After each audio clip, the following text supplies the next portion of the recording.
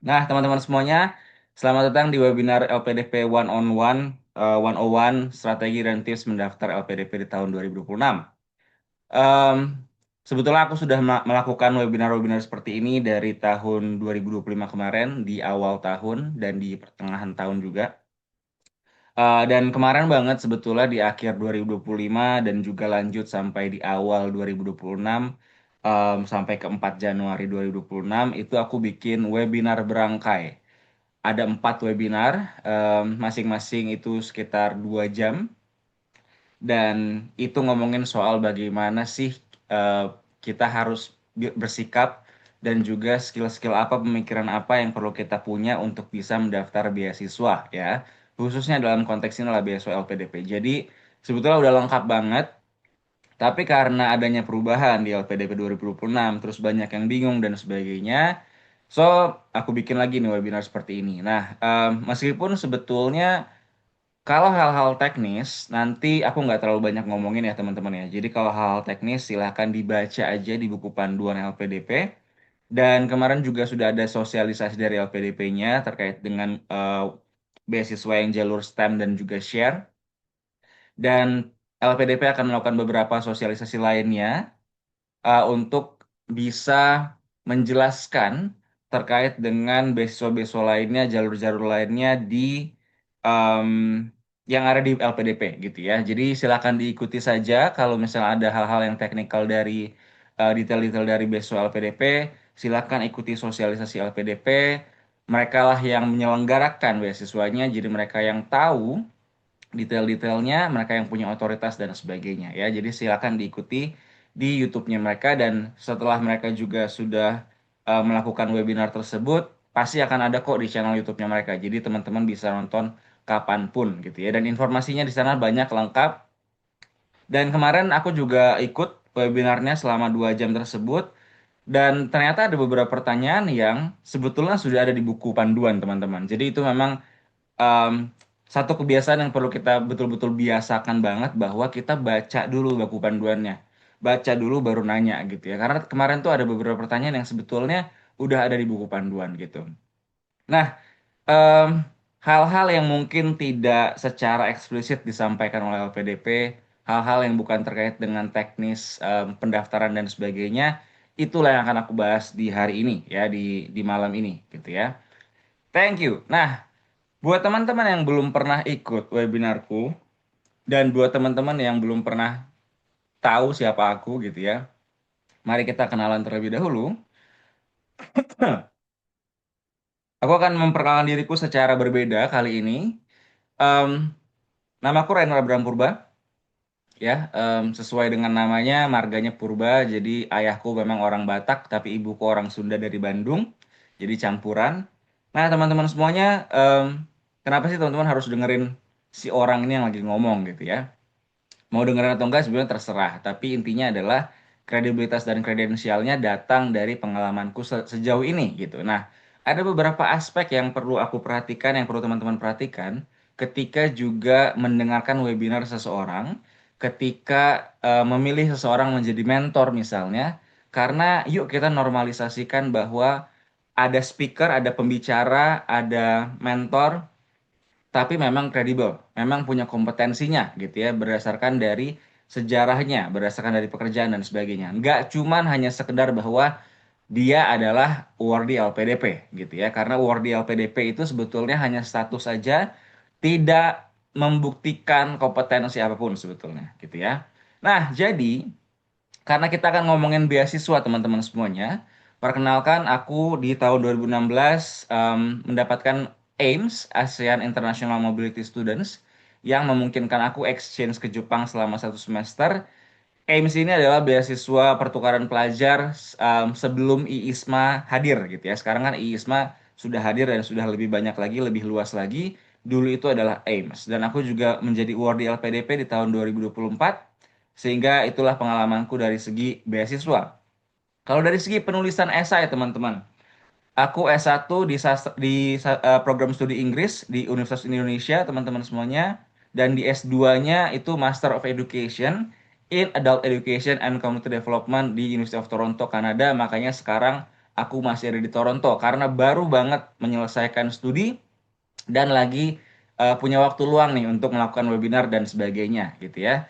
Jadi sebetulnya kompetensiku dari segi penulisan esai, review dan sebagainya itu dari kedua universitas ini teman-teman semua. Terutama ketika di U of T, University of Toronto, itu aku belajar terkait dengan graduate level writing gitu ya. Nah, berikutnya, dan karena aku Master of Education, makanya juga aku senang melakukan ini karena memang adult education adalah passionku dan memang adalah bidangku. Kalau ngomongin mentor, dari tahun 2019 aku sudah menjadi Certified Professional Coach. Aku sudah punya 8 tahun pengalaman pekerjaan, terutama terakhir menjadi People Development Consultant di Daily Meaning ya. Sehingga memang People Development adalah bidangku teman-teman. Dan sejak 2025 sampai tahun ini, sampai awal tahun ini, aku sudah menjadi mentor dari 300 mentees ya. Di awal tahun ini kemarin ada yang mendaftar kurang lebih sekitar 80 sampai 90 orang ya, meskipun belum semuanya melakukan mentoring denganku. Dan pengalaman learning abroad itu aku punya pengalaman di Jepang satu semester exchange students di Ritsumeikan University di Kyoto waktu itu, dan sekarang aku juga di Toronto ya, dan itu adalah beberapa sosial media aku teman-teman, Instagram, Thread, LinkedIn, website dan juga YouTube. Silakan teman-teman cek, follow. Siapa tahu mau lihat konten-kontennya yang juga bisa jadi bermanfaat buat teman-teman semuanya. Ini adalah portofolioku dari segi people development-nya, itu klien-klienku, fasilitator di 100 learning programs, dan sebagainya, gitu ya. Oke, nah disclaimer dulu teman-teman, bahwa materi yang ada di webinar ini dibuat berdasarkan pengalamanku sebagai people development consultant, mentor, dan mahasiswa pasca sarjana. Jadi balik lagi ya, status sebagai LPDP awardee hanyalah pelengkap konteks untuk beasiswa LPDP. Karena menjadi LPDP awardee tidak menjadikan seseorang kompeten untuk menjadi mentor atau fasilitator seperti ini ya. Belum tentu bisa.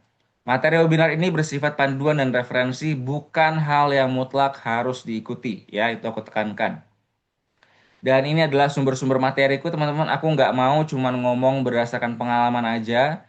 Aku mau ngomong itu berdasarkan sesuatu yang memang ada basisnya, ada dasarnya gitu ya. Dan tadi aku sampaikan bahwa di S1 ku, aku belajar 6 semester itu mata kuliah writing, level 1 sampai 6. Jadi setiap semesternya itu ada mata kuliah writing, menulis. Dan sebagai people development consultant, aku juga ngajarin orang cara menulis business report, memakai storytelling dalam presentasi, sehingga aku tahu gimana caranya menulis secara efektif dan juga engaging menggunakan storytelling. Dan ini yang aku tadi bilang, ketika S2 aku belajar menulis di level graduate writing, dan sebagai award di LPDP dan juga mentor untuk 300 itu aku belum update ya. 300 mentees itu aku bisa memahami konteks dari apa yang dicari LPDP. Dan ini adalah sumber-sumber tambahan materiku teman-teman. Balik lagi, ada dasarnya, ada basisnya ya. Kedua, disclaimer, sorry. Jadi kenapa aku juga bilang bahwa ada dasarnya, ada basisnya? Aku pernah dituduh ya mengcopy materi webinar orang lain gitu. Materi webinar sekelompok orang gitu. Padahal jauh beda padahal teman-teman. Jadi aku bikin sendiri ya. Disclaimer yang kedua. Materi yang berkaitan dengan LPDP dibuat berdasarkan pengalaman fasilitator dalam mengikuti seleksi LPDP dan dari video-video YouTube di mana pimpinan atau tim dari LPDP menyampaikan informasi. Materi ini bukan materi resmi dari LPDP tetapi rangkuman dari sumber-sumber yang valid. Contohnya juga kemarin ketika ada, bukan kemarin sih, buat teman-teman pagi ini ya. Pagi ini ketika ada sosialisasi LPDP, ya aku nonton dulu gitu. Karena balik lagi aku harus tahu juga gitu kan. Nah, ini tadi tambahan sumber materinya. Ini dia insight-insight yang aku sudah lakukan. Sekali lagi teman-teman, aku sudah melakukan webinar series. Ada 4 webinar. Jadi versi lebih lengkap dari webinar yang sekarang ini teman-teman attend ya, itu ada di YouTube. Silakan nanti kalau mau cari tahu lebih lengkapnya ada di sana. Oke? Dan kata teman-teman yang sudah mengikuti webinarku sejauh ini, insightful, menarik, by far the most insightful webinar dan sebagainya. So, mudah-mudahan teman-teman juga merasakan manfaat yang sama setelah mengikuti webinarnya sampai jam setengah 10 malam nanti ya. Dan kalau masih ada kebingungan, feel free untuk tanya, feel free untuk nanti chat aku juga boleh.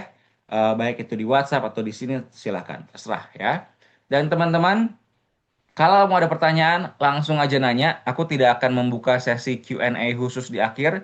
Jadi kalau ada pertanyaan langsung aja supaya kita bisa langsung bahas, oke? Sekarang kita akan masuk ke dalam materi. Aku mau cek dulu, apakah ready teman-teman semuanya? Tolong tuliskan di chat box, apakah sudah ready kita masuk ke dalam materi? Ready, langsung ya Adelia. Luar biasa. Ready, ready. Siap. Ready kok. Mukaku kayak orang Cina ya, makanya dipanggil ko ya. Betul sih, memang mukaku emang agak-agak orang Cina. Biasanya aku dipanggilnya Batak tapi Cina, Bacin gitu ya. Oke, ready, ready.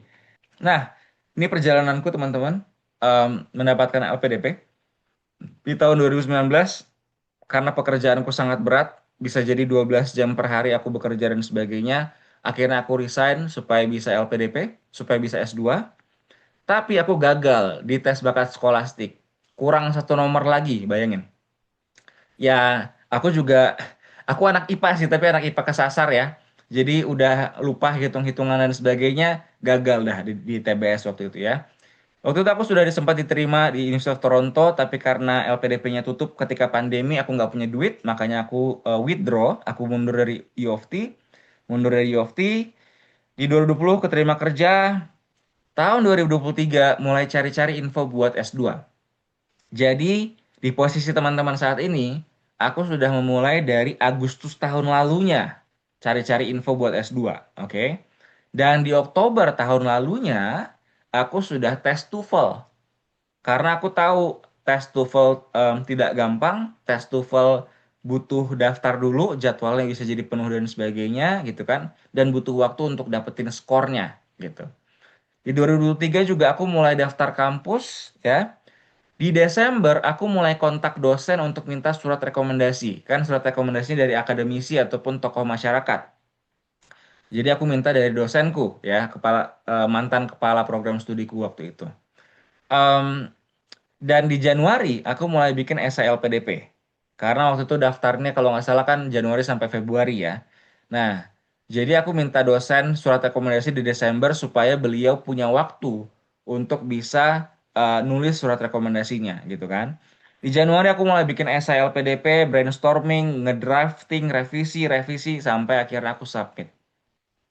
Bulan Maret telah belajar tes bakat skolastik, trauma nih ya tes bakat skolastik yang nggak gagal sebelumnya gitu kan. Langsung ikut tutoring 10 sesi, 5 sesi grup, 5 sesi private gitu. Kemudian aku persiapan tes substansi juga, aku juga ikut mentoring waktu itu. Di April aku keterima U of T. Oke. Jadi ketika di bulan Mei, pas tes substansi, aku sudah bisa bilang bahwa saya sudah punya LOE dari U of T Pak Bu gitu. Sehingga interviewernya juga lebih teryakinkan.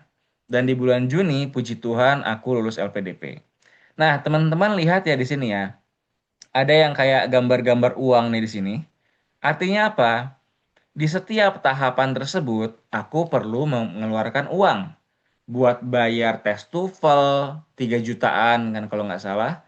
Mulai buat daftar kampus juga bayar, ada yang kampusnya harganya 3 juta, ada yang biayanya 4 juta, ada yang 2 juta, beda-beda ya. Belajar TBS, aku ikut tutoring, aku bayar ya kan. Ya namanya juga kita diajarin, mereka punya expertise gitu. Ya aku bayar gitu ya. Ikut mentoring juga aku bayar gitu ya. Namanya juga mereka punya expertise balik lagi gitu ya. Aku bayar juga akhirnya. Nah, jadi teman-teman semuanya ada biaya-biaya yang kita perlu keluarkan untuk juga bisa mendaftarkan LPDP. Meskipun LPDP-nya gratis ya, gitu ya.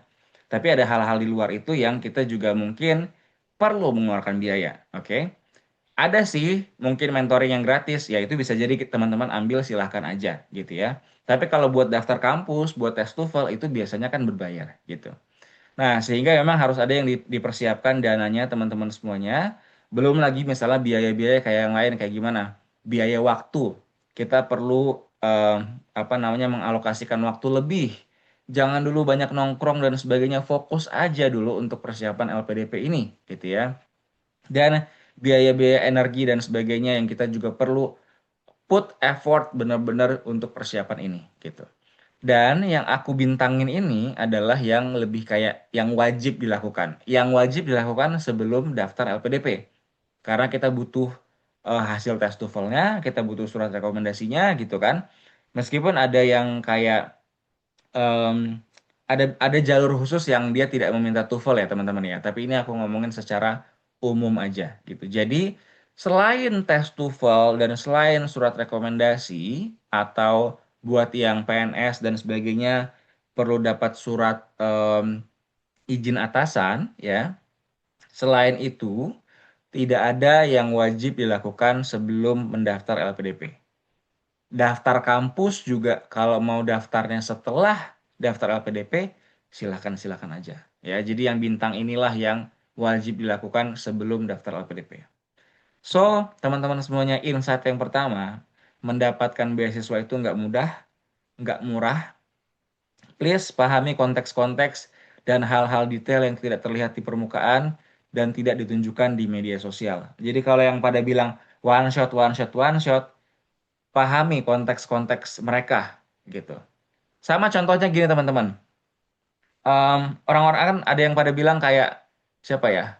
Bill Gates atau Steve Jobs gitu kalau nggak salah kan, drop out dari sekolahnya gitu. Padahal mereka adalah CEO Microsoft, CEO Apple misalnya gitu ya. Terus orang-orang bilang bahwa, oh kalau gitu nggak apa-apa nih ya, saya juga drop out aja. Toh pasti saya bisa kok jadi pendiri Microsoft misalnya. Ya nggak juga gitu. Jadi balik lagi, kalau ada yang kita lihat di media sosial dan sebagainya, pahami konteks-konteks dan hal detail yang tidak terlihat di permukaan. Mindset dan mentalitas di awal sangat menentukan proses perjalanan seleksi beasiswa teman-teman masing-masing. Kalau mau tahu lebih banyak lagi soal mindset dan mentalitas, silakan nonton YouTubeku video yang ini, itu lengkap-lengkap banget. Oke? Beda tujuan, beda rute, dan moda transportasinya juga beda. Sama, beda beasiswa, beda jalur, beda langkah-langkahnya.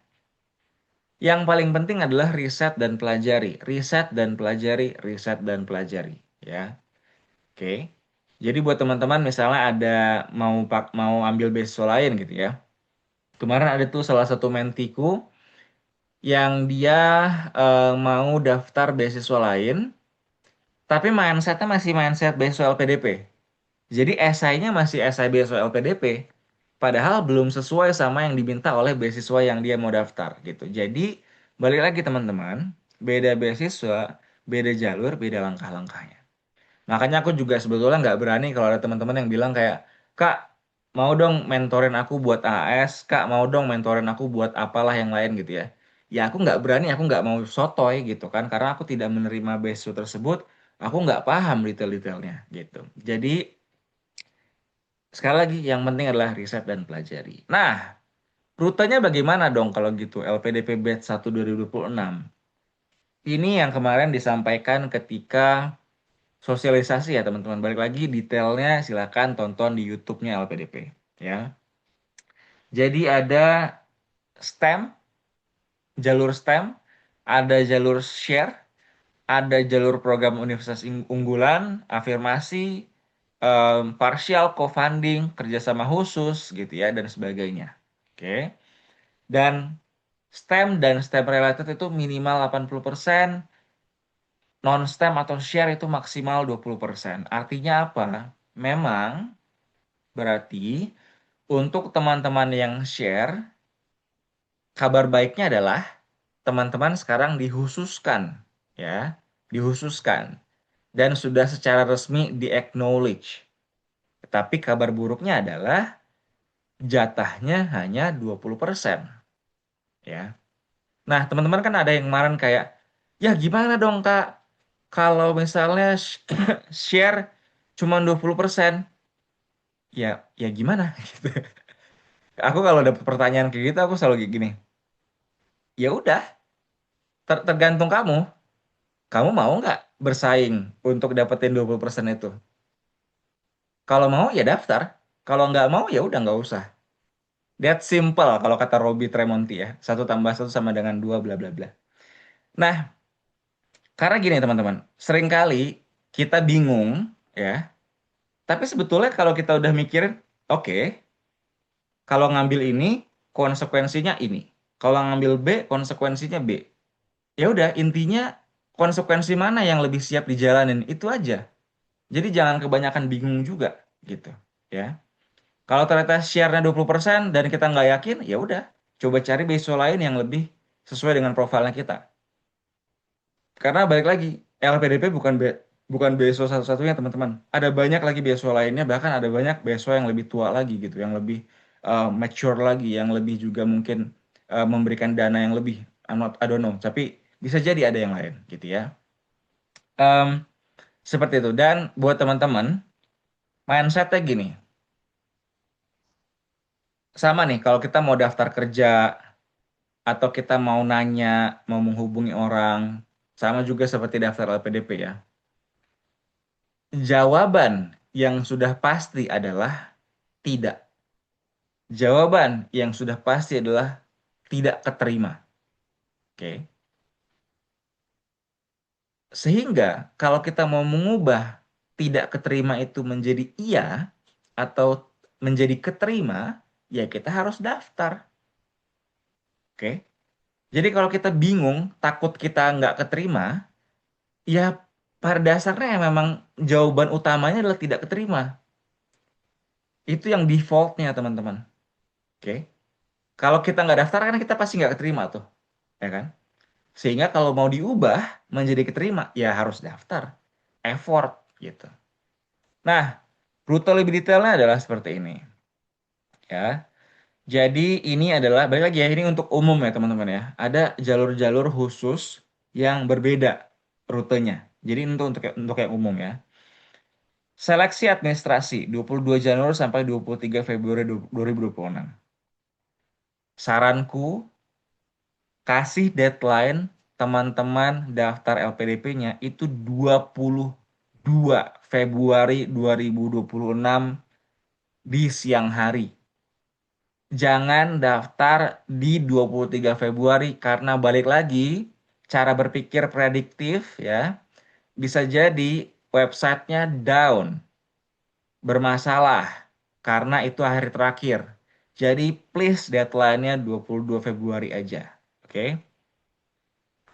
Berikutnya, seleksi administrasi itu yang penting adalah semua dokumen sudah sesuai dengan ketentuan. Mereka cuma ngelihat ada dokumennya apa enggak, sesuai ketentuan apa tidak, centang, centang, centang, lolos. Jadi, kalau esai teman-teman di administrasi itu nggak bagus, tapi teman-teman lolos, bukan berarti esai LPDP-nya itu sebetulnya bagus. Bukan. Karena dinilai esai LPDP-nya bagus atau tidak, itu bukan pas di administrasi, tapi pas di substansi. Ya, administrasi hanya ngecekin dokumennya ada atau enggak, sesuai sama persyaratan atau tidak. Oke. Nah, kalau teman-teman tidak punya LOA, Letter of Acceptance, ya, surat penerimaan dari universitas terkait, teman-teman harus ikut seleksi bakat skolastik. Itu yang melalui tes komputer. Itu yang kayak tes tes apa namanya? Tes TPA gitu loh. Ngitung-ngitung, deret apa segala macam ya. Batch 2 tahun 2025 kemarin orang-orang bilang susah-susah banget. Oke. Banyak teman-teman juga di dalam grup WA kita yang akhirnya nggak jadi daftar LPDP karena gagal di situ gitu. Ya. Sehingga kalau teman-teman belum punya LOE, persiapkanlah seleksi bakat skolastik dengan baik teman-teman. Oke. Nah, tapi kalau misalnya nggak mau ikut seleksi bakat skolastik, carilah LOE-nya kalau gitu. Karena kalau LOE udah dapat, teman-teman akan bisa melewati seleksi bakat skolastik langsung sampai ke seleksi substansi aja. Oke. Nah, seleksi substansinya itu di bulan 4 Mei sampai 12 Juni, di mana teman-teman akan diinterview. Kalau belum berubah nih, formatnya akan diinterview oleh 3 orang panelis. Ya. Nah, di interviewnya bisa pakai bahasa Indonesia, bahasa Inggris, itu terserah mereka gitu. Dan penulisan esai, seleksi administrasi, terserah mau Inggris, mau Indonesia, nggak ada masalah. Yang penting yang nyaman aja teman-teman ya. Aku pernah baca esai bahasa Inggris, tapi bahasa Inggrisnya kurang bagus. Akhirnya jadinya membingungkan. Nah, mendingan bahasa Indonesia aja gitu. Prinsipnya adalah mana bahasa yang kita nyaman dan mana bahasa yang kita bisa menyampaikan secara efektif dan engaging. Itu aja intinya, ya. Karena supaya si pembaca ya paham gitu. So, dari jalur ini insight-nya adalah kalau kita punya LOA sebelum daftar LPDP akan menguntungkan karena nggak perlu ikut seleksi bakat skolastik dan ketika tes substansi itu bisa jadi modal kita meyakinkan interviewer LPDP untuk kita serius gitu. Kita sudah diterima nih, kita mampu nih gitu ya. Tapi kalau belum punya LOA ya nggak masalah juga gitu, oke? Itu nggak perlu dipusingkan ya. Nah, ada beberapa yang nanya, Kak, I don't know where to start. Oh, ternyata ada yang ngecoret ya, aku baru sadar. Bentar. Ada yang ngecoret, jadi ini harus dihapus dulu. Oke. Jadi, teman-teman, ada yang kemarin nanya, Kak, I don't even know where to begin. I don't even know where to start. Teman-teman, kalau mau mulai, mulai dulu dari nomor satu. Pahami dulu niat dan motivasi lanjut kuliahnya apa. Jangan cuman ikut-ikutan FOMO doang, orang-orang mau LPDP, orang-orang dapat LPDP, akhirnya kita juga FOMO. Jangan, ya. Betul-betul pahami niat dan motivasinya. Eh, aku beberapa kali misalnya baca esai dia dari esai-esai dari mentiku ketika mentoring, kelihatan tuh teman-teman, kalau motivasi dan niatnya itu belum clear, esainya akhirnya berantakan gitu. Dan ketika kita diskusi ketika mentoring, ketahuan ternyata memang niat dan motivasinya belum jelas gitu. Ada yang misalnya disuruh orang tua aja gitu ya, ada yang misalnya ikut-ikutan aja gitu ya. Gitu. Jadi pertama pahami dulu kenapa kita mau dan perlu untuk lanjut kuliah. Kenapa? Itu dulu yang pahami. Kedua, pelajari program dan kampus tujuan kita ya. Persyaratan mereka apa, silabusnya, kurikulumnya bagaimana, dan sebagainya. Termasuklah kondisi negara tujuan, teman-teman. Kayak misalnya kan sekarang Amerika lagi berantakan banget gitu kan. Lagi banyak orang-orang dibunuh sama agen-agen imigrasi dan sebagainya gitu-gitu. Jadi siapa tahu itu bisa jadi bahan pertimbangan untuk aduh, nggak milih Amerika dulu deh gitu ya. Baru pelajari timeline, syarat dan prioritas beasiswa, teman-teman semuanya, apa yang perlu dipersiapkan dan sebagainya. Nah, dari sini barulah teman-teman bikin timeline, tarik mundur. Oke, deadline daftar beasiswa kapan? Deadline daftar kampus kapan?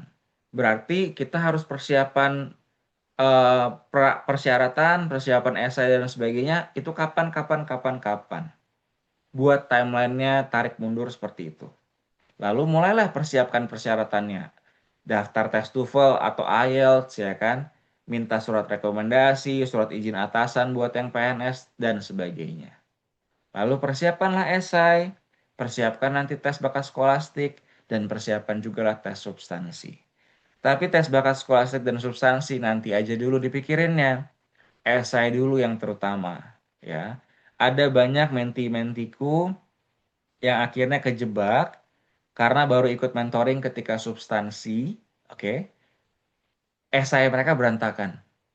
Akhirnya susah untuk nanti diselamatkan ketika substansinya. Karena esainya udah susah lah gitu ya. Nah, ini dia scholarship roadmap-nya. Dan tambahan yang perlu dipahami khusus untuk LPDP. LPDP teman-teman punya banyak jalur atau kategori. Nggak cuma satu, tolong dipelajari aja ya. Bisa jadi ada jalur-jalur yang lebih cocok buat teman-teman semuanya. Itu ada di sini linknya. Kalau mau lihat bisa scan QR code ini, tapi bisa dilakukan nanti aja ya. Nah, yang kedua, pelajari video-video LPDP di YouTube supaya tahu detail-detailnya dan sebagainya, supaya tahu cara berpikir dan sebagainya sehingga itu bisa kita manfaatkan ketika nanti tes substansi juga gitu. Yang ketiga, nah ini kemarin ada di sosialisasi. Tapi sebetulnya balik lagi di buku panduan tuh ada ya. Jadi kalau universitas atau jurusan kita nggak ada di list LPDP, kita boleh kok ngajuin jurusan atau universitas kita dengan syarat kalau kita tujuan luar negeri, kita harus sudah punya LOE. Kedua, kita harus melampirkan bukti bahwa universitas atau program studinya unggul. Unggul ini gimana? Kita bisa lampirkan ranking global, kan ada yang namanya QS World University Ranking, ya. Kita bisa pakai ranking itu. Atau ada ranking-ranking lain yang dia khusus, misalnya untuk programnya atau untuk bidangnya, untuk jurusan tersebut gitu. Bisa jadi ada gitu. Misalnya, aku di institut pendidikan, maksudnya fakultas pendidikan gitu ya. Ada institut khusus yang meranking universitas-universitas di bidang pendidikan. Karena kalau secara ranking global, QS, University of Toronto, itu ranking 21. Oke? Tapi, kalau dari segi pendidikan, itu fakultasku 10 besar di dunia. Nah, berarti kan bisa lebih tinggi kan rankingnya kan? Bisa lebih meyakinkan LPDP bahwa ini program bagus loh, bro, gitu kan? Jadi cari aja ya. Dan biasanya teman-teman tipsnya gini, cek ke websitenya universitasnya. Karena pasti universitas ini kan jualan ya teman-teman ya. Jadi pasti mereka punya marketingnya mereka. Mereka pasti akan membanggakan ranking-ranking yang mereka punya. Nah, tinggal cari tahu aja tuh rankingnya dari mana, siapa yang ranking, bentuk dokumennya kayak gimana gitu. Kalau nggak nemu, email aja coba si universitasnya. Halo, saya mau daftar gini gini gini, tapi saya lihat informasinya universitasnya ranking segini. Ini buktinya bisa dilihat dari mana ya? Gitu. Saya butuh untuk saya daftar beasiswa. Jelasin aja gitu ke universitasnya. Pasti akan dibantu kok, aku yakin. Nah, kalau tujuan dalam negeri itu nggak perlu LOE teman-teman. Jadi nggak perlu udah keterima di universitasnya dulu. Kedua, lampirkan bukti ranking atau akreditasi A dari BAN-PT, Badan Akreditasi Nasional Perguruan Tinggi, ya. Kak, berdasarkan pengalaman keyakinanmu nih ada yang nanya ya. Untuk case nomor 3, dalam rank berapa besar yang dipertimbangkan oleh LPDP? Apakah ada rank tertentu? Oke. Nah, batch 2 2026 batch 2 2025 kemarin ada mentiku yang lolos LPDP tapi universitasnya tidak ada di list LPDP. Em, aku lupa secara world ranking berapa, tapi yang jelas kalau nggak salah secara world ranking itu tidak tidak 25 besar, tetapi secara business school ranking itu cukup bagus. Kalau nggak salah mungkin 10 atau 20 besar gitu ya. Aku lupa. Dan beliau akhirnya diterima. Nah, untuk pertanyaan kayak gini, aku nge-refer ke pengalaman tadi, dan aku nge-refer ke yang aku tadi bilang ya, cara berpikir. Prediktif menggunakan pola, ya. Pola-pola sejauh ini, LPDP, itu mengutamakan yang apa? 25 besar. Oke? Sejauh ini LPDP mengutamakan yang 25 besar. Nah, tapi kalau teman-teman universitasnya tidak 25 besar secara dunia, balik lagi, siapa tahu programnya, siapa tahu di antara em, pendidikan atau bisnis, pokoknya spesifik bidang, siapa tahu 25 besar dunia, gitu. Oke. Tapi kalau ternyata baik program jurusan maupun universitas itu nggak masuk dari 25 besar, setidaknya 50 besar ya teman-teman. Itu paling minimum banget deh. Meskipun aku nggak yakin ya. Tapi balik lagi, ya kalau mau ambil resiko coba aja gitu kan. Balik lagi itu tergantung teman-teman lagi ya. So yang aku sarankan adalah 25 besar berdasarkan pola-pola selama ini LPDP gitu. Karena kan perguruan tinggi utama dunia juga sebelumnya listnya tuh 25 besar.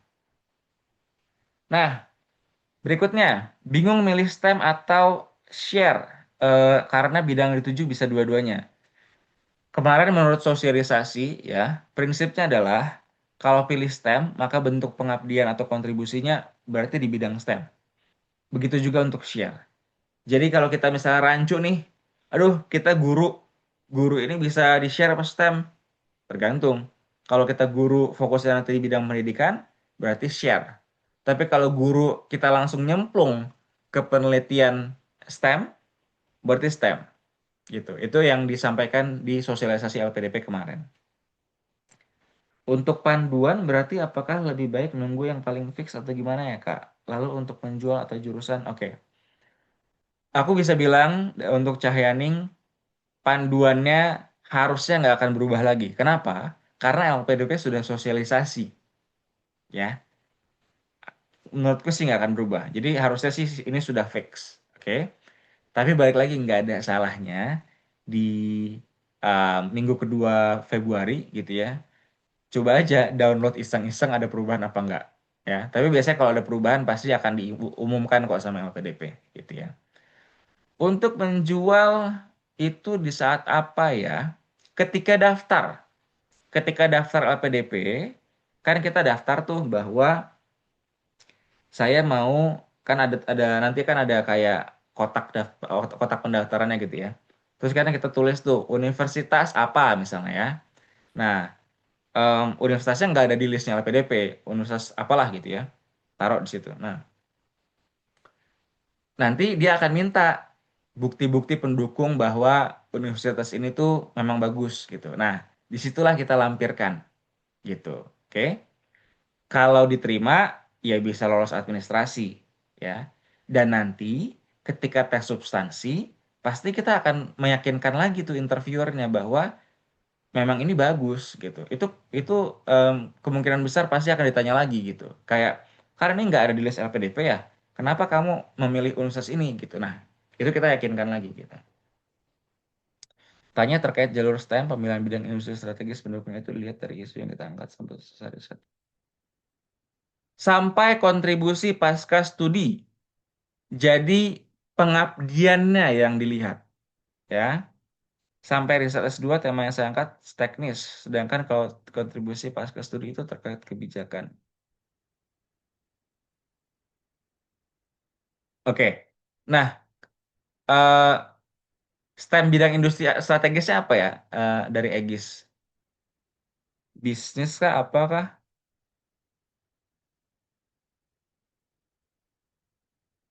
Hilirisasi. Oke. Tapi maksudnya kayak jurusannya apa? Jurusannya apa, sorry.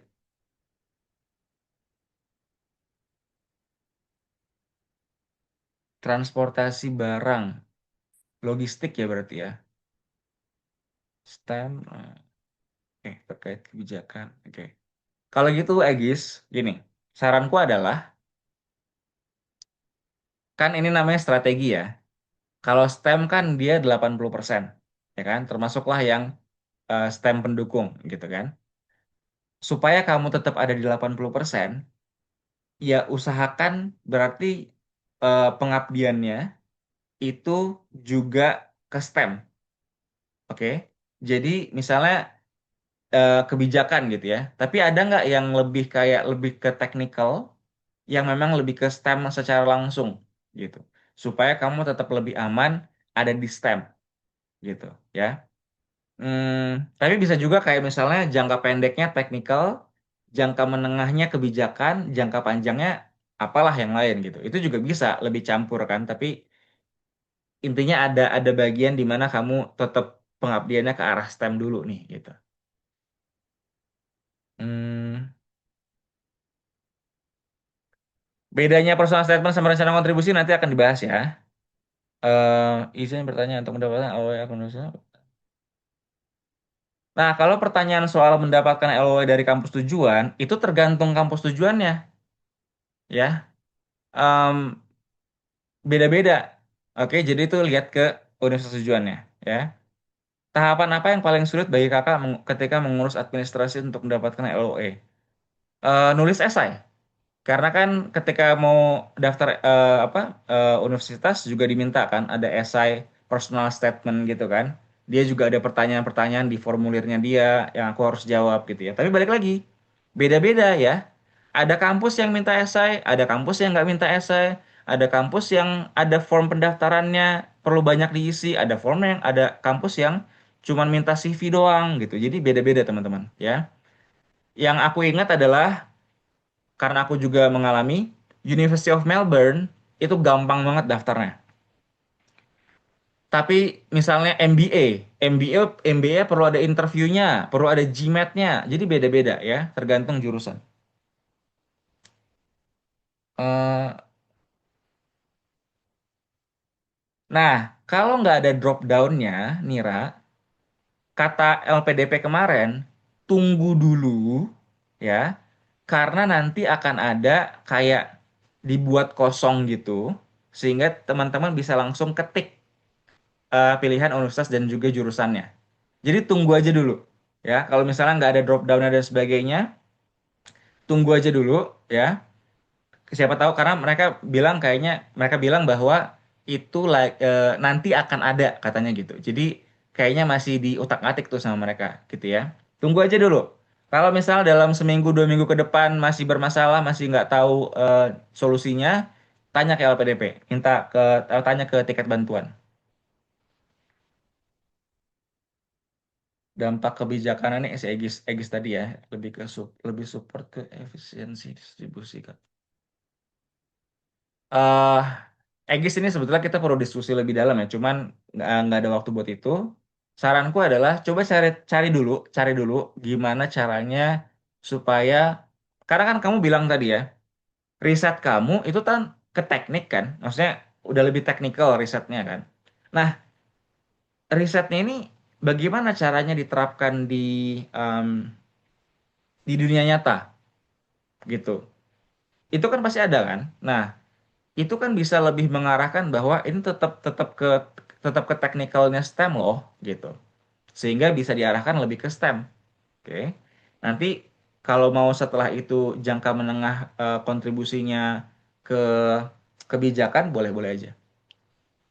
Halo Kak, di pilihan kontribusi kan masih masuk nggak ya kalau milih bidang itu untuk kontribusinya? Kebijakan daerah tapi ke buat Ramli, kemarin ketika sosialisasi, dia bilang begini, kalau kewirausahaan itu perlu ada juga kontribusinya ke kewirausahaan di kampus-kampus. Jadi silakan coba cek lagi ya, eh, apa buku panduannya. Seingatku kemarin ada dibilang kayak gitu ketika sosialisasi. Oke, em,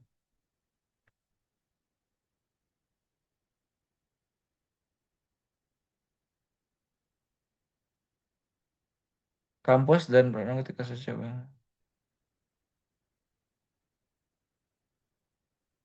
Highest Digital Literacy Index in the world. Oh, by country-nya. By country-nya. Oke. Kalau aku pribadi, balik lagi ya teman-teman, pertanyaan-pertanyaan kayak pertanyaan dari Zulfikar ini pertanyaan yang aku tidak punya otoritas untuk menjawab sebetulnya. Karena aku bukan panitia LPDP ya. Oke. Tapi aku bisa bilang begini teman-teman. Kalau kita ngomonginnya by country, highest digital literacy index in the world, itu kurang kuat ya. Karena yang perlu kita argumenkan sekarang adalah universitas dan jurusannya. Jadi kalau country-nya yang kita jadikan argumentasi, itu kurang kuat. Oke. Tapi balik lagi, I don't know ya. LPDP yang harus menjawab itu sebetulnya. Em, Kalau misalnya pada buku panduan saya diperlihatkan untuk salah satu jurnal, saya ingin bertanya pada bidang satu.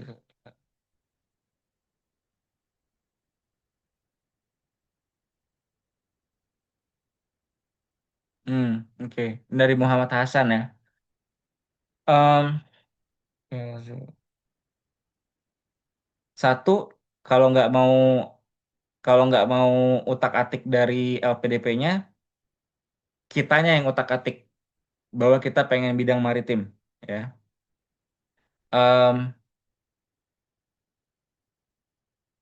karena kan kalaupun nanti misalnya ada perubahan, terus tiba-tiba setelah kamu lulus kuliah kamu mau digitalisasi, Ya, itu terserah kamu gitu kan. Tapi pas daftar kamu fokus dulu ke bidang maritim misalnya gitu. Itu satu. Kedua, kalau emang kamu mau fokusnya ke digitalisasi, tidak tidak mau kamu sesuaikan ke bidang maritim, ya, eh, saranku adalah sebetulnya paling benar coba tanya aja ke LPDP. Itu saranku paling benar. Oke.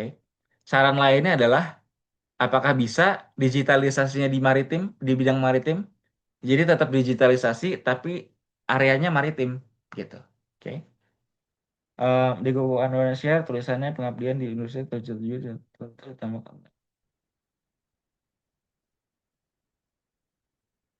Oke, pertanyaan buat Farah Salsabila ya. Kan di sini dibilang kan, diutamakan untuk mendukung industri strategis. Berarti apa? Nggak apa-apa kalau kita mau ke industri kreatif dan budaya.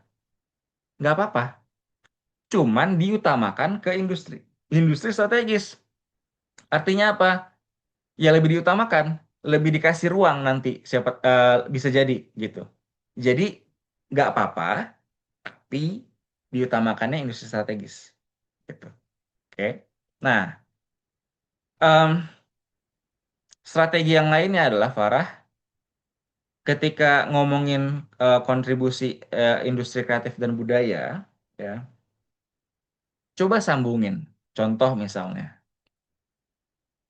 em, ketika kita ngomongin industri kreatif dan budaya, budaya itu nyambung ke pertahanan, oke? Karena em, ketahanan atau pertahanan negara itu tidak selalu ngomongin soal tentara, tidak selalu ngomongin militer. Karena ada yang namanya soft power, ada yang namanya hard power, physical power, ya. Sehingga budaya itu adalah soft power, oke? Kayak misalnya Korea, K-pop, K-drama itu soft powernya mereka. Nah, hubungkanlah ke situ biar tetap nyambung ke pertahanan. Itu bisa jadi salah satu ide. Lalu, saya mau milih kamu.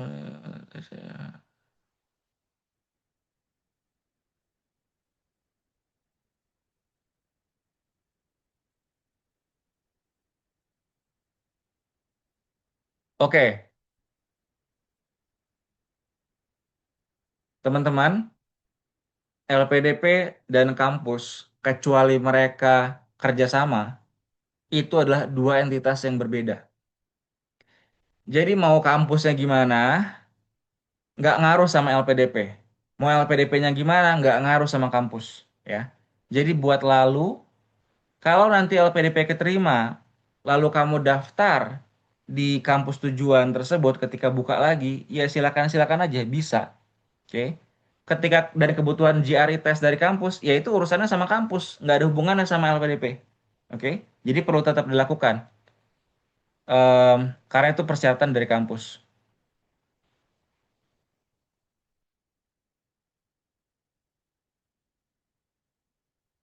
Oke. Guys, aku coba hold dulu ya, karena banyak lagi materi yang lain yang juga penting untuk teman-teman semuanya. Sehingga aku coba hold dulu, nanti akan aku jawab di akhir ya, Eh, kalau masih ada waktu. Oke?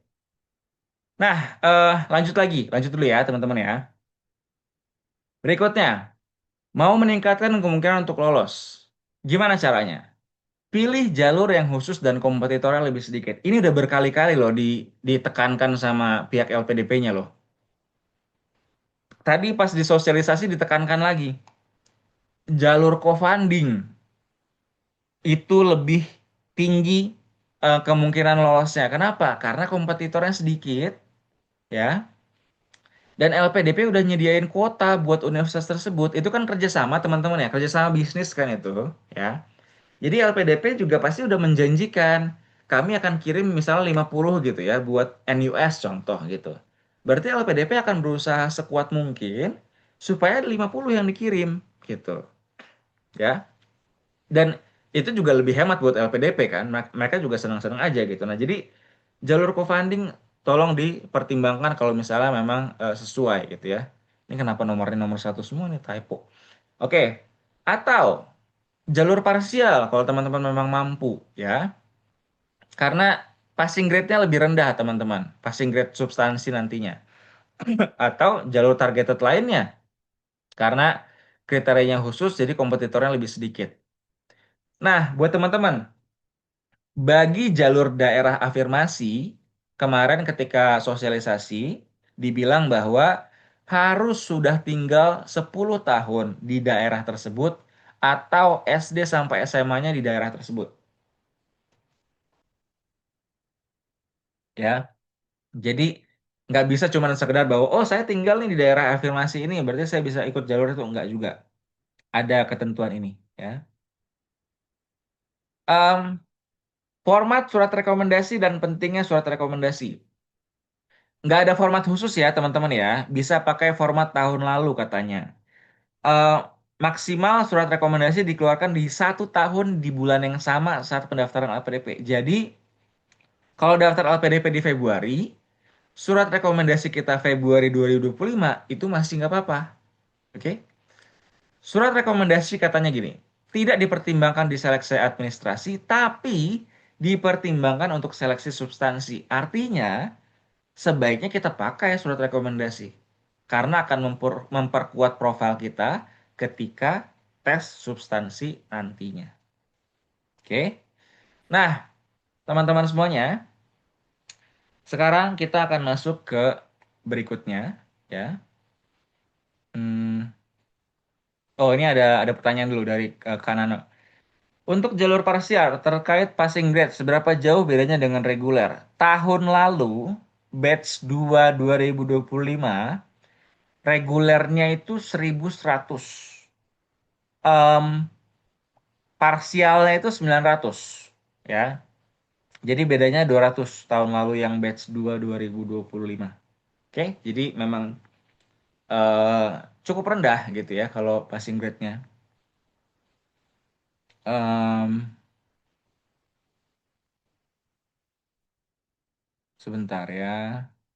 Ada yang nanya, tema riset kebencanaan masuk ke STEM industri strategis apa?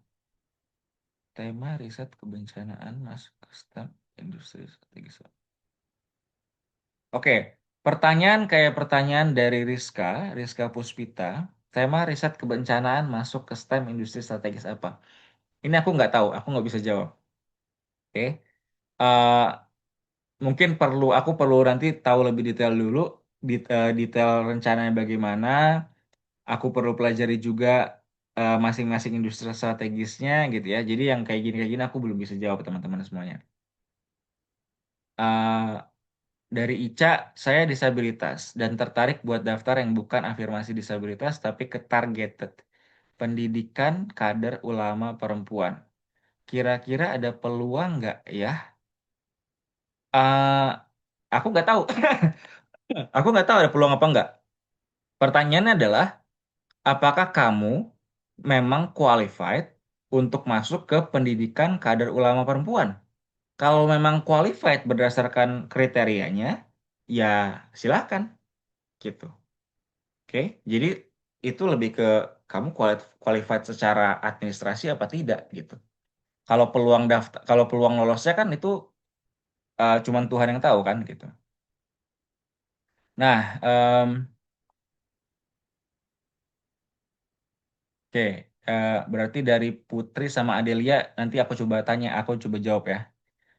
Atau udahlah aku selesaikan dah sekarang dah. Kak, aku mau ambil Leeds Master Transport Planning and Environment tapi daftar kampus ada fakultas saja di Institut Sarjana pas mau turun ada fakultas itu boleh atau enggak ya? Ini sekarang ya.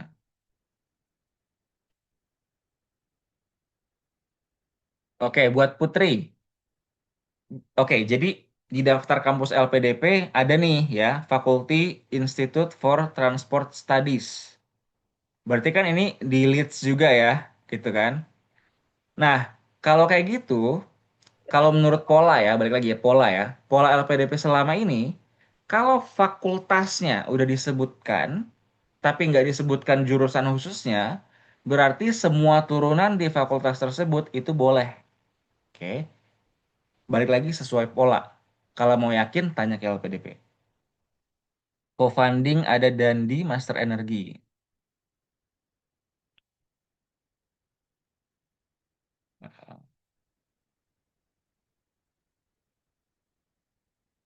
Di fakultinya ada sih jurusan ini Kak yang energi yang ada di link di LPDP-nya.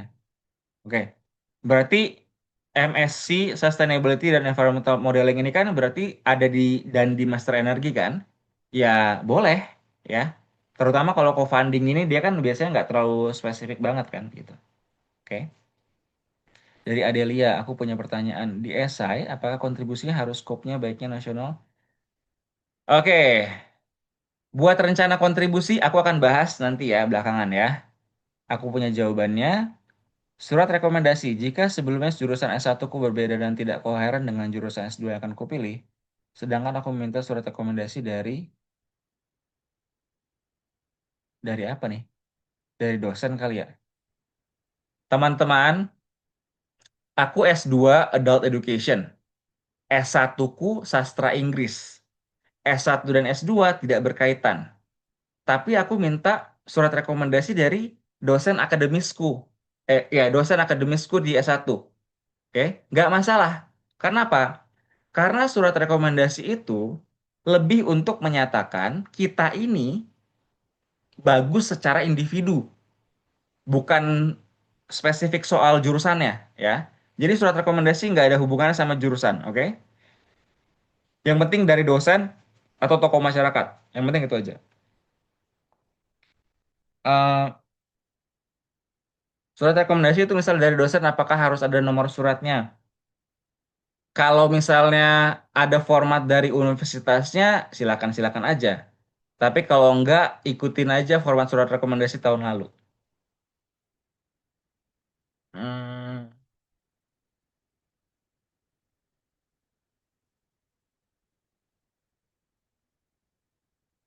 oke. Surat rekomendasi lebih baik dari siapa? Dari mana gitu ya. Ini ada layernya, teman-teman. Satu, sebetulnya surat rekomendasi itu dinilai dari seberapa dia kenal sama kita, seberapa dekat dia dengan kita. Karena kan dia juga perlu nunjukin bahwa dia pernah terlibat dengan kita di mana aja sebetulnya. Kan gitu ya. Gitu, supaya lebih valid, oke? Tapi buat konteks Indonesia nih, konteks Indonesia ya, kadang-kadang kalau profesor kita lebih terkenal dan ternyata si interviewernya kenal, itu bisa menguntungkan kita. Oke? Jadi buat Kak Nana, terserah tuh mau pilih yang mana. Bahwa kalau oke, kayaknya profesor yang ini lebih terkenal nih. Oke? Saya mau jual namanya deh di surat rekomendasi saya gitu. Pakai yang itu. Oke? Tapi kalau misalnya merasa bahwa kayaknya dia nggak bisa deh ngasih rekomendasi karena dia nggak kenal-kenal banget, ya berarti pilihlah yang lebih dikenal gitu. Tapi eh, menurutku pribadi ya, LPDP tuh nggak terlalu ngeliatin kayak misalnya profesor ini sebetulnya kenal banget nggak sih sama kamu? Kayaknya dia nggak, kayaknya mereka nggak ngeliatin banget deh soal itunya gitu. Bisa jadi yang lebih berpengaruh adalah ini orang terkenal apa enggak gitu. Oke? Nah, jadi teman-teman, dalam memilih pasangan, kita kan berpikirnya dua arah ya. Kita cocok nggak untuk dia dan keluarganya, dan dan apakah dia cocok untuk kita dan keluarga kita, kan gitu. Sama kayak beasiswa, teman-teman. Apakah profil kita cocok untuk beasiswa tersebut, dan apakah beasiswa itu cocok untuk kita? Plus, ada keluarga nih yang bisa jadi penentu terakhir lolos atau tidaknya kita, yaitu para pimpinan dari beasiswa tersebut.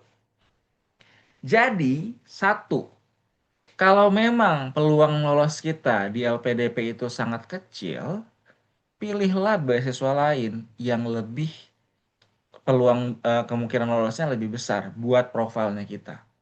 Oke, oke. Kedua, kalaupun nanti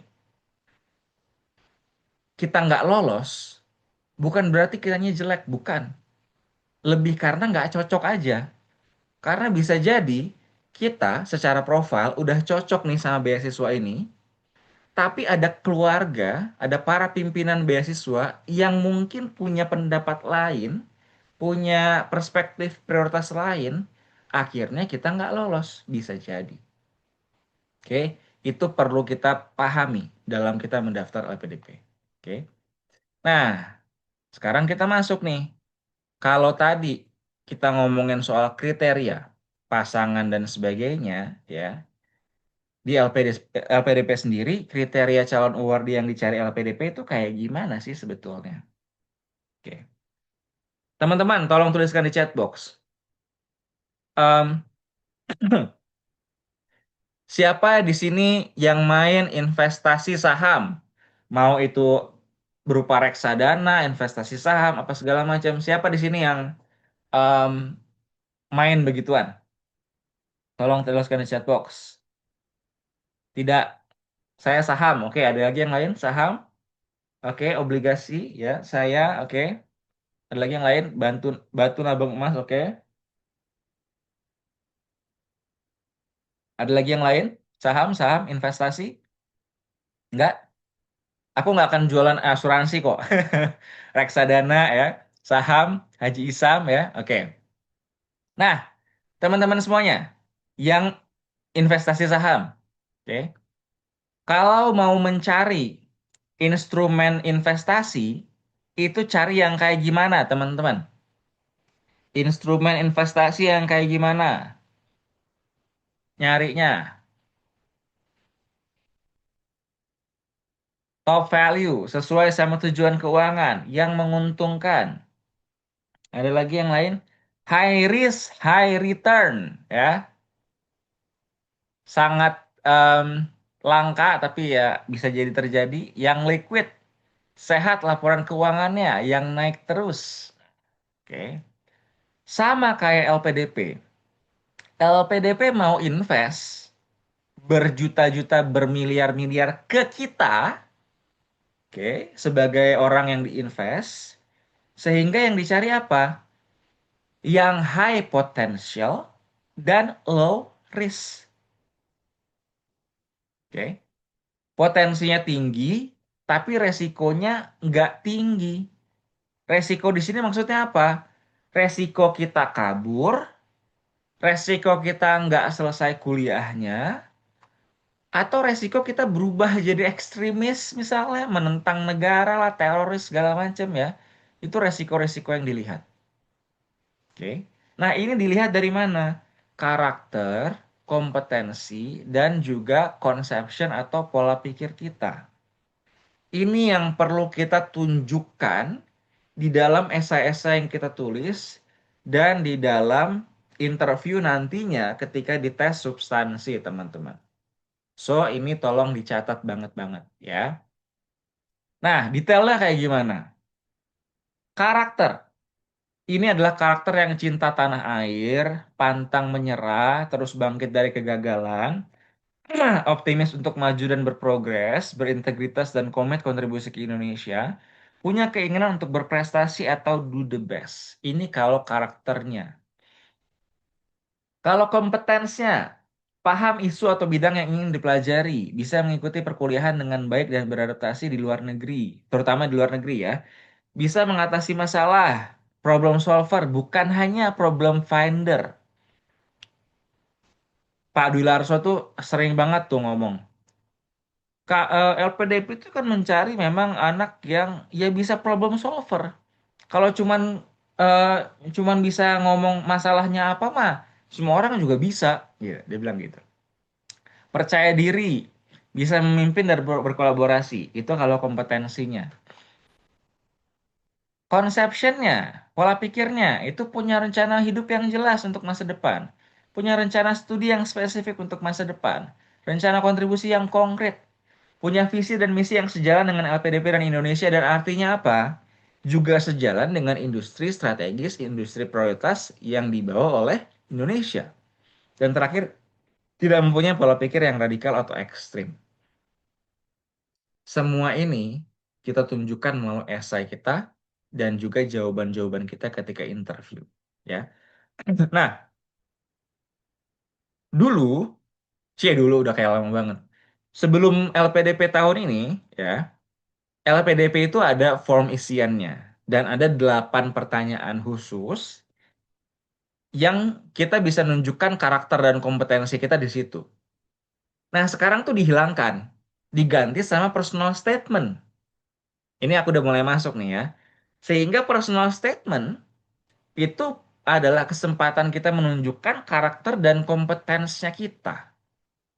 Oke? Sementara rencana kontribusi itu adalah kita menunjukkan conception-nya kita, rencana kita ke depan. Nanti aku akan lebih bahas lebih detail lagi.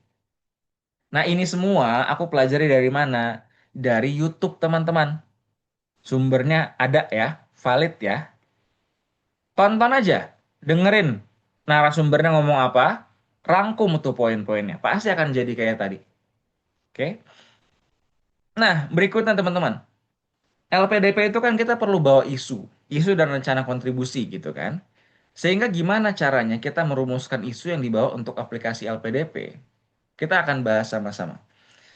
Oke, teman-teman, sejauh ini ya, aku udah ngomong selama 90 menit. Apakah masih semangat, teman-teman? Tolong tuliskan di chat box. Aku sudah ngomong, udah mulai aus. Apakah masih semangat? Gaspol, minum dulu.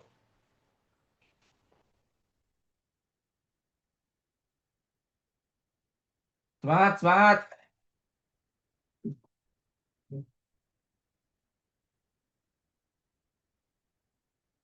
Thank you. Sip. Mari kita lanjut ya. Kita akan ngomongin beberapa konsep, teman-teman. So, please bear with me ya. Balik lagi nih.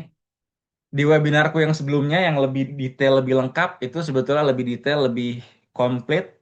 Tapi sekarang aku ambil apa cuplikan-cuplikannya aja yang bermanfaat. Jadi gimana merumuskan isu yang dibawa untuk aplikasi LPDP? Pertama, kita pakai framework yang namanya adalah Ikigai. Oke? Ikigai ini berasal dari Jepang. Em, intinya adalah what is our reason in life? Tujuan kita di hidup ini apa sih? Kenapa kita ada di dunia ini? Itu Ikigai itu ya. A reason for being. Dan a reason for being for others. Jadi fokusnya adalah kenapa kita ada di dunia ini untuk orang lain gitu. Dampaknya apa buat orang lain, ya.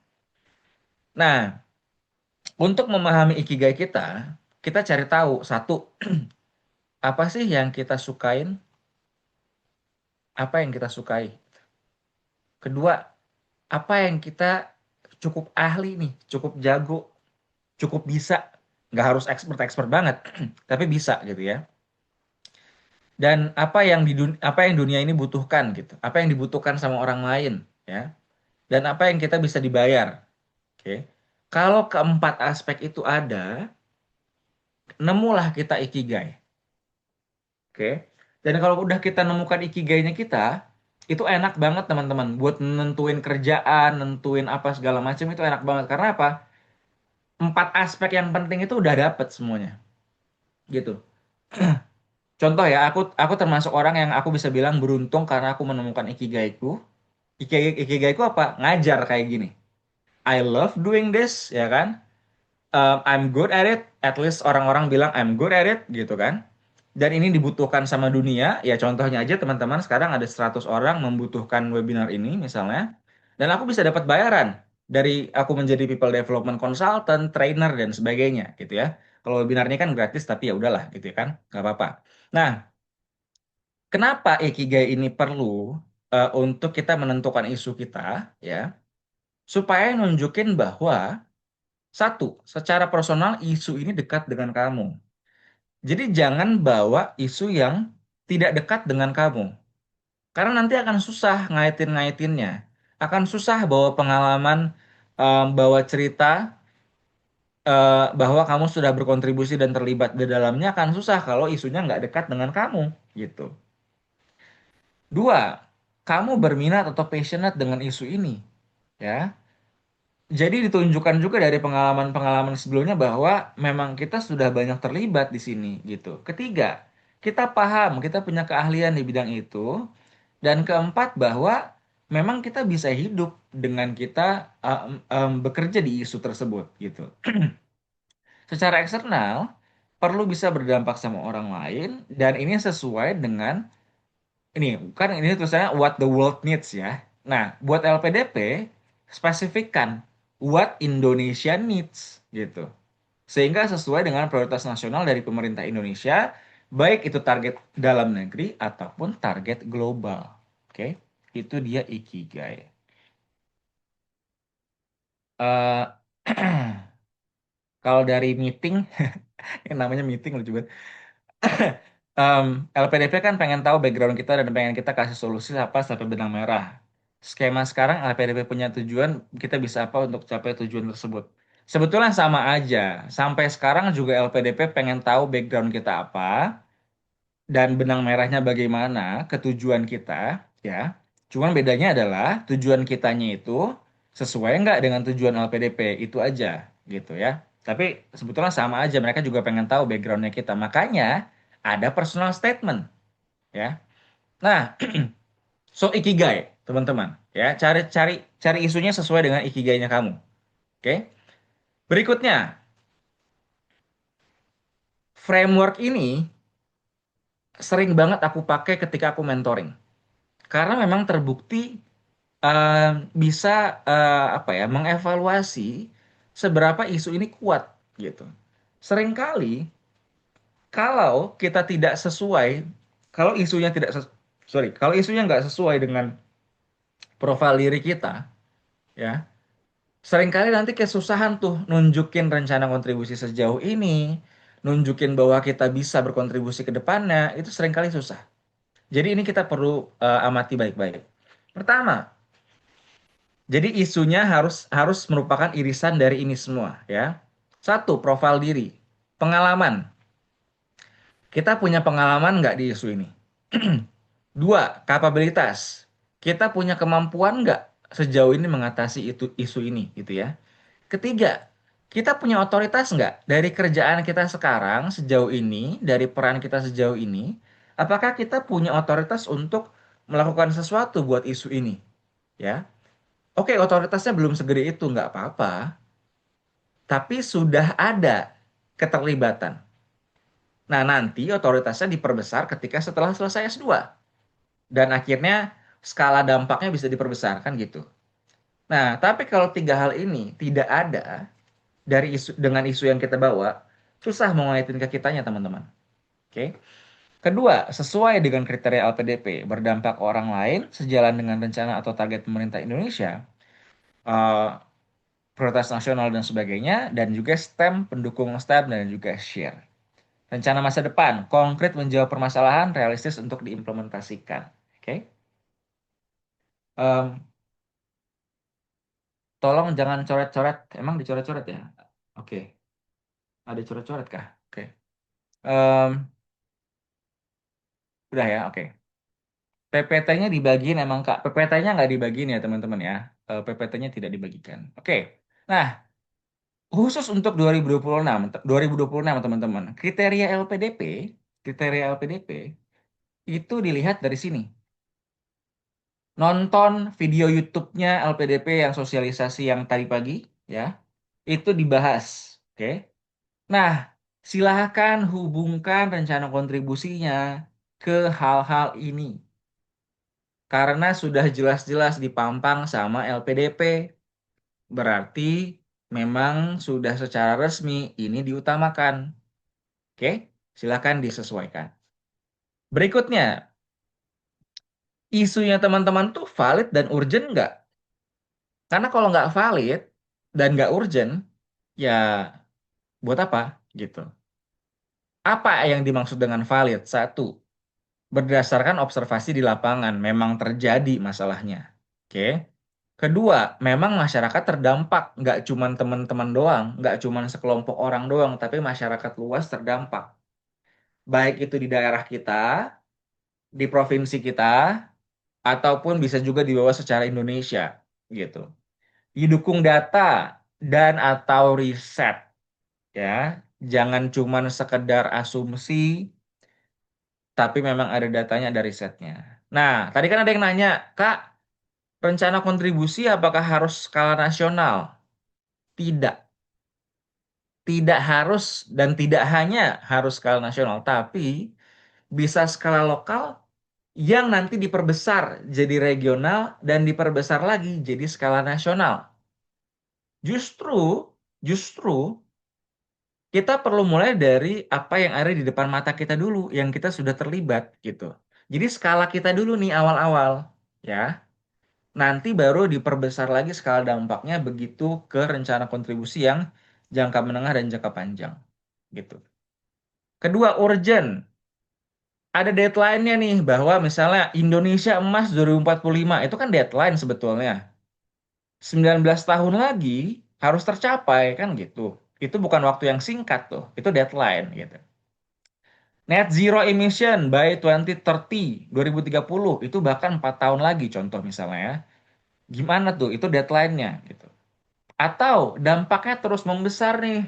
Misalnya selama ini 2 tahun berturut-turut atau 3 tahun berturut-turut jumlah korbannya, jumlah pasiennya misalnya menambah terus gitu. Jadi kalau yang dibiarin terus akan bertambah, bertambah, bertambah. Urgent berarti gitu. Atau ada prediksi bahwa ini bisa bisa jadi ada dampak membahayakan gitu. Misalnya sejauh ini masih kayak kecil-kecil gitu ya. Tapi ada riset yang menyatakan bahwa 3 tahun lagi ini akan bahaya nih gitu. Yaitu itu menunjukkan urgensi. Jadi kalau sudah valid dan sudah urgent, berarti isu teman-teman bisa dibawa. Ya, jadi 3 framework tadi yang teman-teman silakan pakai untuk em, memastikan isunya tuh kuat untuk dibawa buat LPDP. Nah, biasanya kan orang-orang akan nanya, akan ngomongnya soal benang merah, benang merah, benang merah, gitu kan. Kak, gimana ya benang merahnya dan sebagainya? Inti dari benang merah itu adalah koneksi dan keterkaitan teman-teman semuanya. Koneksi dan keterkaitan.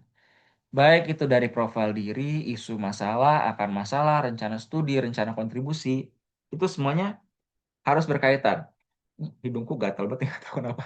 Nah, jadi ya, ini aku coba em, apa jelasin. Semua ini harus berkaitan, oke? Dan rencana kontribusi ujung-ujungnya harus menyelesaikan akar masalah dan harus berdampak ke isu atau masalah yang kita bawa, oke? Karena ada tuh yang rencana kontribusinya tiba-tiba kayak beda sendiri aja gitu, nggak berhubungan sama, nggak menjawab sama akar masalah atau isu masalah, ya nggak boleh gitu, harus berhubungan, ya kan?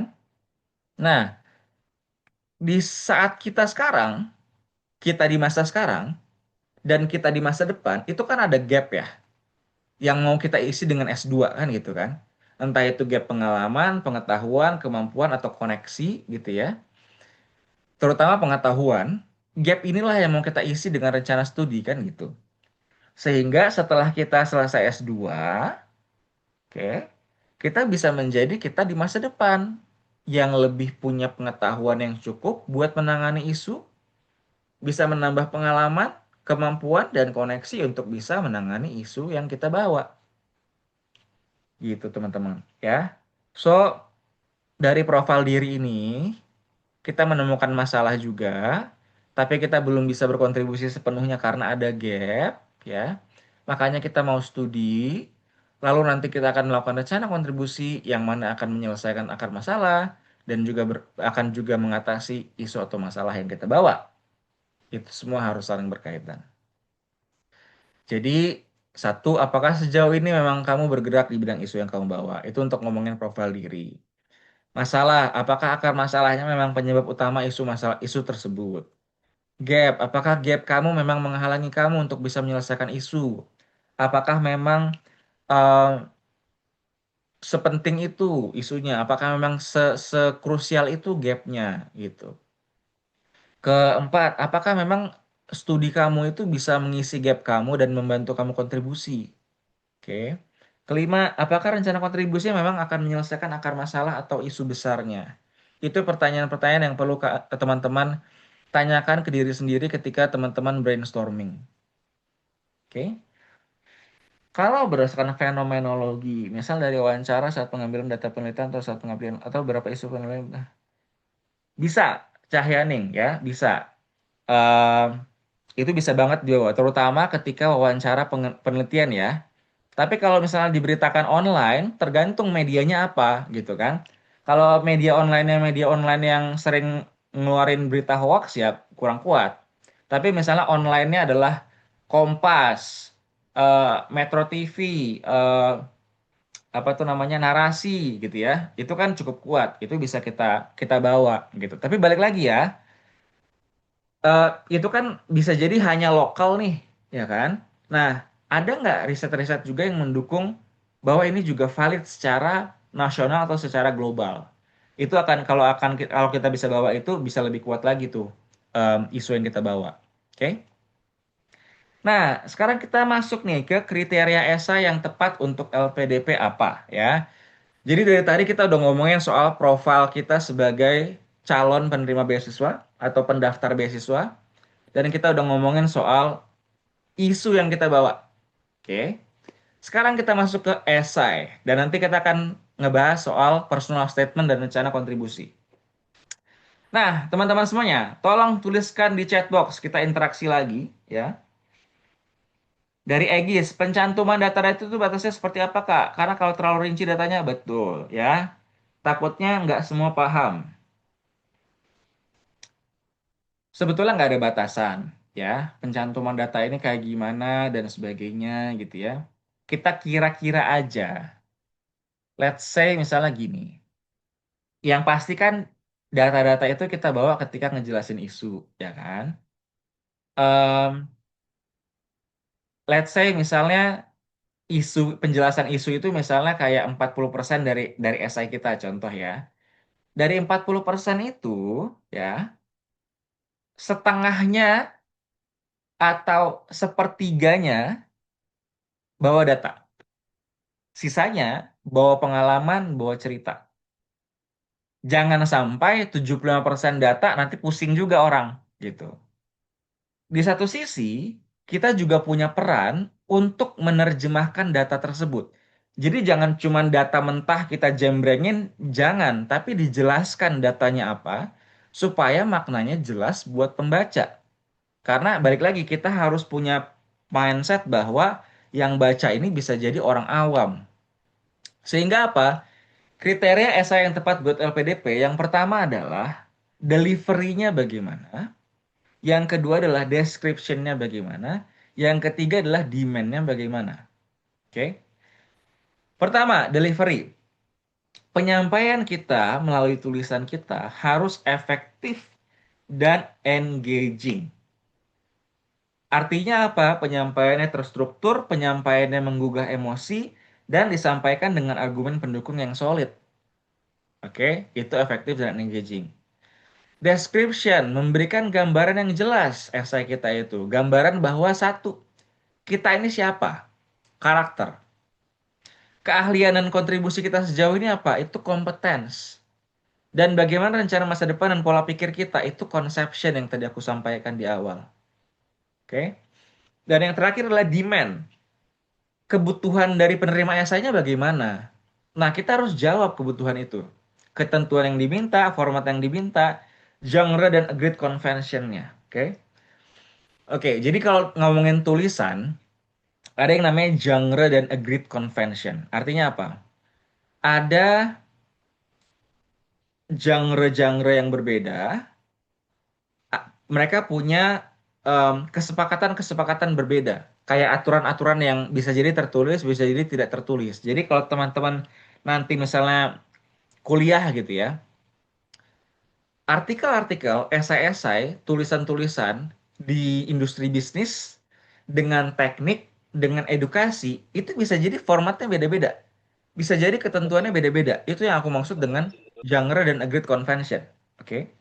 Masalahnya adalah LPDP kita nggak tahu sebetulnya agreed conventionnya gimana karena kita nggak bisa ngelihat kan banyaknya essay LPDP kayak gimana gitu ya, dan polanya bagaimana kita nggak lihat, kita nggak bisa lihat gitu. Yang kita bisa pahami adalah oke, ini adalah essay beasiswa, so mungkin agreed conventionnya adalah essay beasiswa gitu. Nah, tetapi ada satu yang lebih pasti untuk kita ikuti, yaitu ketentuan dari LPDP.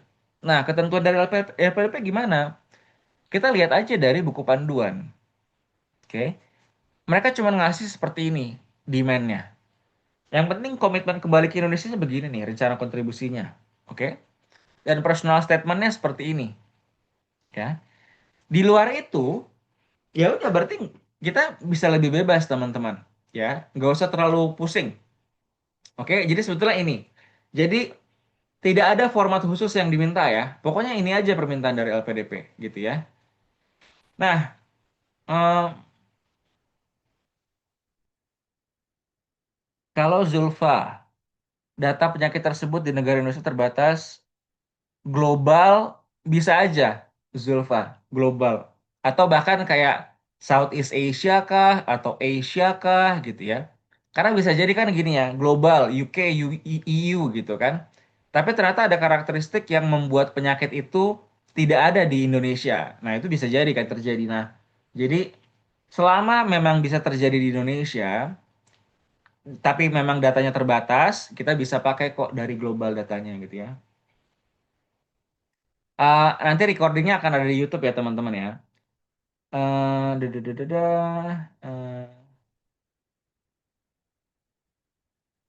Oke, dari Sheka. Nanti kita coba bahas ya ketika kita ngomongin esai. Nah, jadi teman-teman semuanya dari esai ini, tiga hal utama yang intinya ada di esai BSO itu sebetulnya ini ya. Motivasi pribadi, masalah, solusinya apa. Nah, untuk 2026, personal statement itulah yang ngomongin motivasi pribadi. Kenapa kita mau lanjut studi dan kenapa kita mau berkontribusi, itu kita ngomonginnya di personal statementnya kita. Oke? Jadi yang ini yang kita bawa. Sementara masalah dan solusi itu lebih kita bawa, kita utamakan di esai rencana kontribusi. Oke, masuk ke menu utama. Ya, membedakan personal statement dan rencana kontribusi di LPDP 2026. LPDP, kalau kita hanya bisa nyampaikan rencana kontribusi kita dengan baik, tapi background kita nggak jelas, mereka nggak mau. Tapi kalau LPDP melihat kita adalah anak-anak baik-baik, berintegritas, jujur, mengabdi pada orang tua, ya, apalah segala macam, tapi rencana kontribusi ke depannya nggak jelas, juga nggak mau LPDP. Makanya mereka mau menyeimbangkan antara personal background dengan rencana kontribusi. Yang mana itu datanglah dengan personal statement dan rencana kontribusi. Nah, ini dia bedanya, teman-teman. Kalau personal statement itu fokusnya ke motivasi diri kita apa. Kalau rencana kontribusi, ya rencana kontribusi kita apa, gitu ya. Kalau personal statement itu ngomongin kesiapan diri kita buat studi lanjut. Rencana kontribusi itu kemampuan kita berkontribusi. Personal statement itu kualitas karakter kita secara personal, rencana kontribusi itu kualitas rencana kontribusinya. Personal statement orientasinya dari masa lalu hingga masa kini. Bagaimana kita berkembang. Rencana kontribusi orientasinya dari setelah kuliah akan melakukan apa. Setelah S2, setelah S3 akan melakukan apa untuk berkontribusi.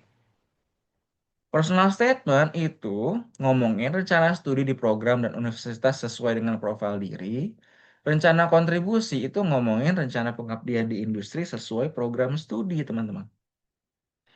Itu bedanya antara personal statement dan rencana kontribusi. Nah, tadi ingat ya, yang dicari sama LPDP, karakter, competence, conception, oke. Untuk personal statement, disinilah ruang kita untuk menyampaikan, menunjukkan karakter dan kompetensi kita. Bagaimana kita cinta tanah air dan sebagainya. Oke. Tapi satu, Tidak bisa hanya sekedar saya cinta tanah air, gitu. Nggak bisa. Buktinya apa? Dari pengalaman kita, gitu. Itu yang kita perlu tunjukkan dari bukti pengalaman, dari proses pembelajaran yang kita dapatkan. Nggak bisa kita cuma bilang bahwa saya cinta tanah air, nggak bisa. Itu sama aja kayak politikus yang bilang bahwa eh, saya nggak akan korupsi gitu, tapi nggak ada buktinya, track recordnya korupsi gitu. Oke, jadi karakter kompetens itu ditunjukkan di personal statement. Sementara, nah, Egista, baiknya adalah dari pengalaman, bawa pengalamannya, sehingga dari pengalaman itu menunjukkan apa. Itu akan lebih kuat dibandingkan bahwa saya orang yang berintegritas, ya buktinya apa gitu. Bagian alasan mengapa kita tertarik untuk lanjut studi masuk di personal statement. Yes, Nurlaili. Karena apa? Di buku panduan disebutkan rencana kontribusi itu nggak lagi ngomongin soal alasan studi, tapi udah lebih ngomongin rencana kontribusi pasca studi dan sebagainya gitu. eh PS dan kontribusi benarnya batas kata 1.500 sampai 2.000 ya teman-teman ya batas katanya ya masing-masing. Nah, rencana kontribusi itu fokus kita menjelaskan conception kita, pola pikir kita, rencana kita ke depan. Tapi dari kita penjelasan ini, kita nunjukin bahwa apa? Satu, kita paham isu dan bidang yang kita ingin pelajari. Kedua, bahwa kita memang bisa mengatasi masalah atau problem solver. Ketiga, bahwa kita adalah percaya diri orangnya. Jadi misalnya di esai kita, jangan kita bilang bahwa saya mungkin akan begini, nanti mungkin akan begini. Ya jangan, itu nggak percaya diri gitu. Kita harus bisa percaya diri bahwa kita akan bisa melakukan hal tersebut gitu. Atau misalnya kayak saya akan ke sini atau ke sini misalnya. Bisa ada tuh rencana kontribusinya gini. Saya mau masuk ke perusahaan A atau ke perusahaan B. Jangan fokus saja mau yang ke yang mana. Karena kita harus percaya diri. Kita akan masuk ke yang kemana gitu. Fokus ke satu perusahaan. Fokus ke satu peran gitu. Dan kita tunjukkan juga bahwa kita bisa memimpin dan berkolaborasi dengan rencana kontribusi kita nanti ada juga kolaborasi dengan pihak-pihak lain gitu. Oke? Nah, sekarang kita masuk ke panduan kerangka untuk masing-masing. Balik lagi ini panduan ya. Hmm, Stefania,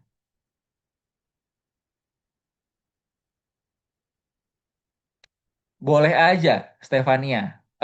Sebetulnya kan bisa gini ya, Steph. Eh, kita jelaskan alasan kita memilih universitas tersebut di em, personal statement. Tapi nanti kita detailkan lagi soal modul di rencana kontribusi. Boleh-boleh aja kan? Itu. Balik lagi ya, sebetulnya nggak ada yang terlalu kaku ya teman-teman ya. Bisa disesuaikan. Oke, ini panduan ya. Disclaimer, ini panduan, bukan kewajiban. Oke. Satu, paragraf pembuka. Ya, kita perkenalkan secara singkat masalah yang kita angkat apa dan motivasi S2 kita untuk mengatasi masalah tersebut. Kenapa di personal statement udah langsung ngomongin isu? Karena memang buat LPDP kita nggak bisa hanya sekedar sebetulnya buat buat banyak beasiswa sih nggak bisa hanya sekedar motivasinya hanya untuk keuntungan pribadi atau personal gain nggak bisa. Memang motivasi kita harus berdasarkan isu yang ada gitu. Jadi makanya memang kita perkenalkan juga di awal biarpun itu di personal statement. Oke. Lalu kita bisa bilang bahwa proses pembelajaran yang membuat kita punya nilai-nilai diri yang berkaitan dengan isu yang kita bawa apa, gitu ya. Lalu proses pembelajaran yang membuat kita tertarik mendalami bidang dan isu yang kita bawa apa. Proses pembelajaran yang membuat kita punya cita-cita atau keinginan untuk lanjut studi. Oke. Personal gap yang membuat kita termotivasi untuk bisa lanjut studi. Lalu proses pembelajaran yang membuat bahwa kita yakin bahwa kita sudah siap untuk lanjut studi dengan baik.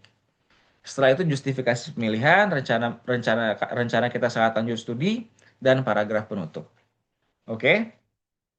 Nah, em, kenapa di sini aku sampaikan proses pembelajaran, proses pembelajaran? Karena di LPDP, di formnya, dan juga sosialisasi, itu ada tuh penekanan bahwa proses pembelajaran apa yang sudah terjadi gitu. Makanya aku sebutkan proses pembelajaran gitu. Jadi, em, apa ya, kayak dari pengalaman itu kita belajar apa gitu lah ibarat kata. Atau bisa juga dari kesalahan, dari kelemahan kita, itu kita belajar apa, itu juga bisa gitu. Nah, ini kan em, aku bilang proses pembelajaran ya teman-teman ya. Jadi teman-teman bisa aja bawa strength-nya, kekuatannya teman-teman, atau bisa juga bawa weakness-nya, kelemahannya teman-teman bisa juga gitu. Intinya adalah apa yang jadi proses pembelajaran. Tidak terbatas bahwa itu harus harus strength gitu ya. Bisa aja teman-teman campur supaya kayak lebih seimbang lah gitu ya. Oke, ada pertanyaan di sini. Saat ini saya sedang pertimbangan jawaban.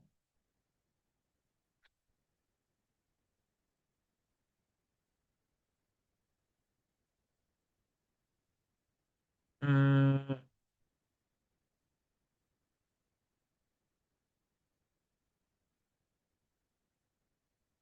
Zulfa, ya yakinkan aja. Ini pertanyaan-pertanyaan yang akan aku jawabnya yakinkan aja. Kan kamu bisa bilang bahwa universitasnya free atau universitasnya bisa apa? eh Ya bawa aja argumen kamu bahwa universitasnya free gitu. Kenapa kamu harus nggak yakin bisa meyakinkan interviewer? Yes, proses pembelajaran itu menceritakan pengalaman, betul. Ya, ketika esai fokus satu aja ya teman-teman ya, satu univ aja, nggak usah tiga-tiganya yang dibawa ya. Oke, ini kerangka personal statement ya.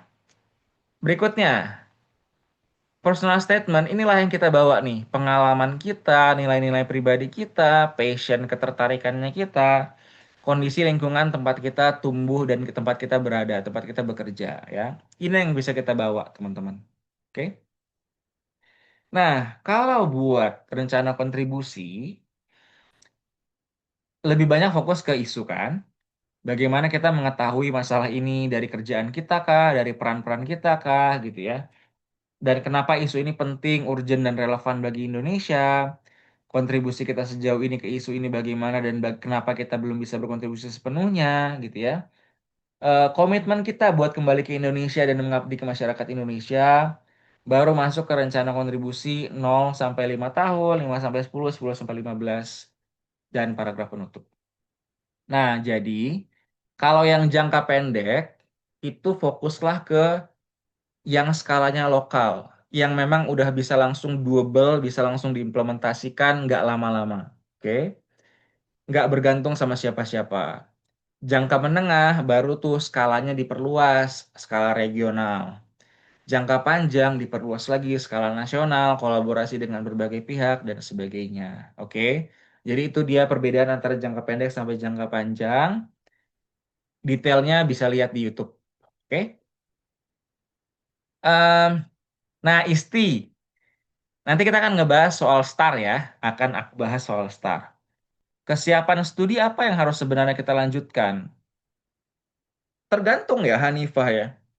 Kamu mau tunjukkan misalnya bahwa kamu sudah punya pengalaman belajar di luar negeri. Jadi kamu sudah bisa beradaptasi. Satu, berarti kamu sudah siap.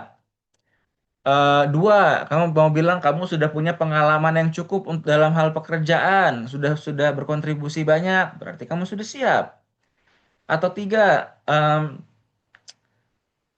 apa namanya, secara background akademik kamu sudah sejalan, ya, berarti kamu sudah siap secara akademik gitu. Jadi itu sebetulnya bebas saja, nggak ada patokannya apa yang apa kriteria siap studi itu gimana gitu. Intinya adalah kamu bisa studi dengan baik nggak, bisa perform dengan baik nggak, bisa ikutin mata kuliah dengan baik nggak nanti, bisa survive nggak selama waktu studinya di tempat tersebut gitu.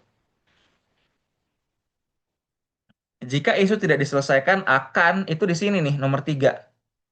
Kenapa penting dan urgent dan relevan? Karena kan kalau ngomongin isu tidak diselesaikan akan bla bla bla itu kan berarti urgensi. Kalau ini nggak segera diselesaikan, masalahnya lebih lebih besar lagi nanti. Itu urgensi, ya. So, buat rencana kontribusi, inilah yang lebih kita fokuskan. Data dan fakta yang memvalidasi masalah, rencana pembangunan jangka panjang nasional, prediksi masa depan, visi misi nilai-nilai LPDP, asta cita dan industri strategis dari daftar LPDP. Oke? Nah, teman-teman, personal statement akan dibaca reviewer untuk menilai siapa kamu, karakter kamu, dan kesiapan kamu lanjut studi. Sementara rencana kontribusi akan dibaca reviewer untuk menilai pengetahuanmu soal isu, komitmen kembali ke Indonesia, dan kekonkretan rencana pengabdian ke industri terkait. eh Kak, artinya dua esai itu harus linear dan berdampingan ya? Oh ya tentu, Wardah. Jadi kan memang, balik lagi ya, itu benang merahnya harus sama sebetulnya kan. Harus saling berkaitan. Cuma bedanya yang satu ngomongin latar belakang, yang satu rencana kontribusi ke depan, itu aja. eh Tips untuk yang skema sekarang di mana aja sebaiknya kita masukin mengenai pilihan industri strategisnya. eh oh, maksudnya kayak di esainya gitu ya, Gesta ya? Di rencana kontribusi berarti di sini nih. Misalnya yang di nomor 2 ini ya. Misalnya kita bilang kita bergerak di industri strategis apa sehingga kita menemukan masalah tersebut, misalnya gitu. Oke. Em, itu bisa aja. Oke. Atau yang nomor 3, kenapa ini relevan dan penting? Di situ kamu bawa tuh industri strategisnya apa yang pentingnya gitu. Itu kamu bisa bawa ke sana. Dan tentunya ketika ngomongin rencana kontribusi ini kan ditunjukkan langsung bahwa kamu memang kontribusinya diterapkannya di industri yang mana kan gitu. Em, Kak, di paragraf pembuka PS dan rencana kontribusi. Nah, bedanya Isti, kalau di paragraf pembuka, masalahnya kita kaitkan ke solusi yang mau dibawa. Karena kita akan ngomongin rencana kontribusi dan solusi. Kalau di sebelumnya, kalau di personal statement, itu masalah dikaitkan ke motivasi kita mau lanjut studi. Belum sampai ke solusi. Oke? Itu bedanya. Ya. Em, Semoga yang join ini Zoom ini lo sukses. Amin ya, amin. Aku aminin aja lah ya. Em, Kak, nggak ada yang infoin dan ngejelasin hal seperti ini dengan mudah meskipun sempat ngikutin beberapa webinar tentang persiapan LPDP. Terima kasih banyak insight dan penyerahannya, Kak. Weh, thank you. Thank you, Kak Nana. Ya, em, biasanya cuma ngasih spoiler. Habis itu ya, aku tidak seperti itu ya orangnya. Kak, program yang aku ambil termasuk STEM. Oh, ini ada yang private. em, ah, Oke.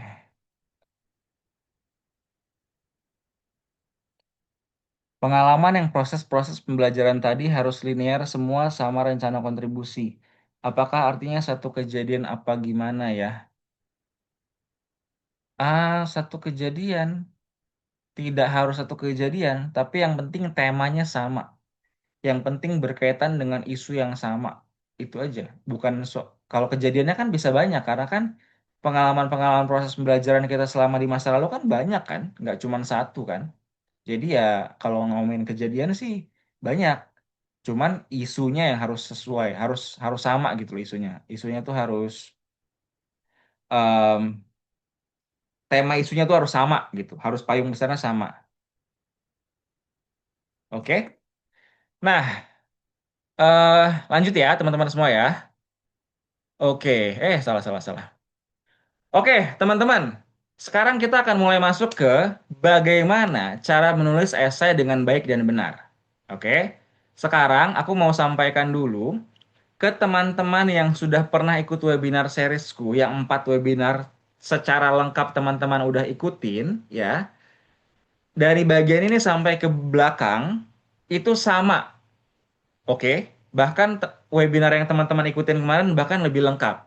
Jadi kalau teman-teman mau live sekarang, nggak apa-apa karena toh dari sini sampai ke belakang materinya tuh akan sama dengan webinar yang sebelumnya. Oke, silakan aja. Nah, buat teman-teman yang belum ikut, ya, meskipun udah ikut tapi tetap stay. Wah, luar biasa, Gendis. Thank you. Nah, teman-teman semuanya, oke, aku mau nanya ini udah ada yang ngejawab sih. Sekarang, apakah sudah siap untuk kita lanjut ke dalam detail-detail penulisan esainya, tips-tipsnya, strateginya, dan sebagainya? Siap atau enggak? Siap, siap, yes, gas, siap banget ya. Oke, mari kita manfaatkan waktu yang ada ya, teman-teman ya.